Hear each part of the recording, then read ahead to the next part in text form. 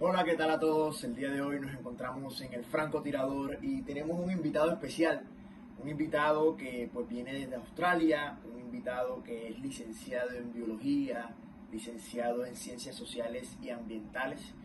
El día de hoy vamos a estar hablando un poco acerca de todo este tema medioambiental a nivel global, a nivel local y por supuesto a nivel nacional.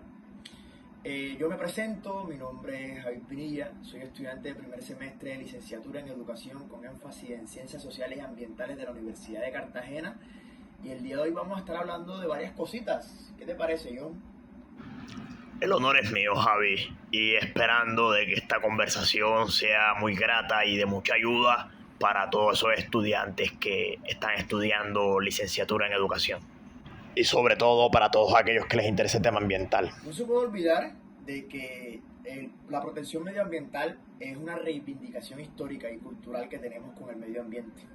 Hay muchas prácticas que a lo largo de la historia han deteriorado, prácticas puramente humanas, han deteriorado nuestra naturaleza, nuestro entorno y lo que por supuesto va a ocasionar o va a terminar ocasionando es un holocausto de situaciones medioambientales gravísimas. Pues actualmente estamos viviendo algo en la ciudad de Cartagena muy parecido, que es el tema con las olas de calor. Ahora nos estamos aproximando a una temporada de lluvia muy fuerte, fenómenos de lluvia y todo eso. Pero esto no son casos aislados, no son cosas ajenas, cosas que pasan porque sí, sino que obedecen a unas prácticas ambientales que no han sido de cierto modo sostenibles. Cuando se habla de la ecología es la rama de la biología que se encarga de estudiar las interacciones entre el ser humano y su entorno, su naturaleza. Y muchas de esas prácticas a veces se remiten a percibir o a entender la naturaleza como un simple valor monetario, como un recurso natural que debe ser explotado.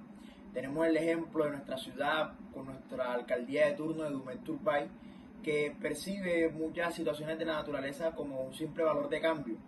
Como bien hablaba Joan Stuart Mill desde el utilitarismo, el valor de uso. En este caso podemos ver situaciones como la tala de los manglares para la construcción de una plaza de variedades que simplemente es para el morbo turístico. ¿Tú qué piensas de eso, John? Claro, Javi, y por eso es muy importante pues el tema de la educación ambiental. Ahí es donde se sitúa esto, ya que esta puede servir para ejercer control social hacia la ciudad, control social hacia las prácticas ambientales y medioambientales que se realizan dentro del territorio. Dentro de mi última publicación, que es la extinción del exterminio, en donde hay un apartado donde yo menciono algo referente a la pedagogía de la incomodidad, educar para incomodar. Claro, John, y ahora precisamente que tocas ese tema de la educación ambiental, en Cartagena, en Colombia, quien regula eso es la ley 115, precisamente en el artículo 5 y 6, que habla del tema medioambiental, y con más precisión la ley 1549, que es la ley de educación ambiental, entonces donde se desarrolla pues todo el tema del PRAE y todo esto. Y bueno, se tienen pensado como proyectos transversales. O sea, el PRAE es un proyecto transversal que su principal finalidad es impactar la zona en donde está situada la escuela. Aunque muy pocas veces, como se delega o tiende a delegarse al docente de biología y muy pocos otros profesores intervienen, el PRAE termina siendo muy obsoleto. Pero lo que tú dices es real.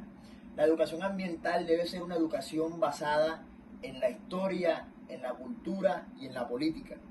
Porque tratar los temas ambientales como algo puramente biológico, al final de cuentas nos va a desligar de ese proceso histórico, cultural, político y económico, ya que toda acción por sí misma conlleva una reacción. Y por ejemplo, cuando se habla del fracking, no sé si no has leído eso, pues, John, respecto al Claro, fracking. muchos ambientalistas, y en los cuales me incluyo, de los cuales no estamos de acuerdo de ninguna forma con el fracking, ya que el fracking es una actividad de extracción de hidrocarburos que pues deteriora la capa y el medio ambiente, las aguas y un conjunto más de cosas. Pero pensar o pensarse para usar el fracking de una manera abrupta, quizás sin de pronto tener una planicie ya bien concreta de cómo va a ser el proceso de transición energética, puede afectar la economía de un país que dependa de esta clase de hidrocarburos. Excelente, John. Lo que dices es muy real, muy veraz. Y bueno, hay que ver en qué medida no perjudicamos la economía de nuestro territorio, pero a su vez teniendo una conciencia ambiental muy rigurosa. Y entender que el mundo y la naturaleza y todo lo que hay en ella es de nuestra responsabilidad como seres humanos. Y hay que empezar a pensarnos, valga la redundancia, pensar la educación desde un punto de vista distinto, la educación ambiental, a qué debería invitar, qué escenarios debe ser capaz de problematizar, porque es que la ecología sin política es simple jardinería. Y a veces plantar una planta, valga la redundancia, uno lo ve y dice, no, pues eso no es nada del otro mundo. Pero mira el norte político que tiene ese ejercicio. Cuando tú lo sitúas a las cifras, por ejemplo, en la alcaldía de turno de Dumet Turbay se prometió plantar más de 300.000 árboles. No llevan ni la décima parte de ello. ¿Y qué se espera o qué se pretende con este comentario? De que a veces un simple acto de plantar una planta ya genera una correlación de hechos que a nosotros nos lleva a un juicio. Y es que, ¿cuál es el papel biológico fundamental que cumplen las plantas y los árboles? La disipación de dióxido de carbono. Y el dióxido de carbono, como bien sabemos nosotros, es un gas que es subproducto de quema de combustibles fósiles, que es subproducto de incluso de nuestro mismo proceso de respiración. Y que las plantas, en su proceso de fotosíntesis, que es donde fabrican su propio alimento, absorben este dióxido de carbono y lo transforman en oxígeno. Por eso es muy importante que este ejercicio sea replicado no solo a nivel de academia, cuando me refiero a academia me refiero a universidad, sino a nivel social, a nivel gremial, a nivel juvenil, ya que es un simple acto, sí, tú lo ves como un acto aislado, pero cuando este acto se relaciona con muchos otros es fundamental y es necesario. En este caso, John, no sé si te gustaría, te invito a que plantemos una planta. No sé, ahí tengo unas varias semillas de girasol. El girasol es una planta muy interesante, muy particular, porque siento yo que se identifica mucho con nosotros. O sea, tenemos una personalidad así muy parecida con eso. El girasol es una planta que sí puede crecer de forma cerrada, de forma aislada, pero siempre tiene que estar donde hay luz. El girasol nunca va a estar en la oscuridad, siempre va a estar, siempre va a buscar la luz y se direcciona hacia donde está el sol, donde aparece el sol. Y es una planta que como te digo, se nutre de nuestra esencia, ¿no? Nosotros siempre apuntamos como eso. Y bueno, en mi pensar, en mi sentir como licenciado, como futuro licenciado, como maestro que me considero, apuntar siempre a ello, a la luz, al norte, a siempre buscar las cosas buenas.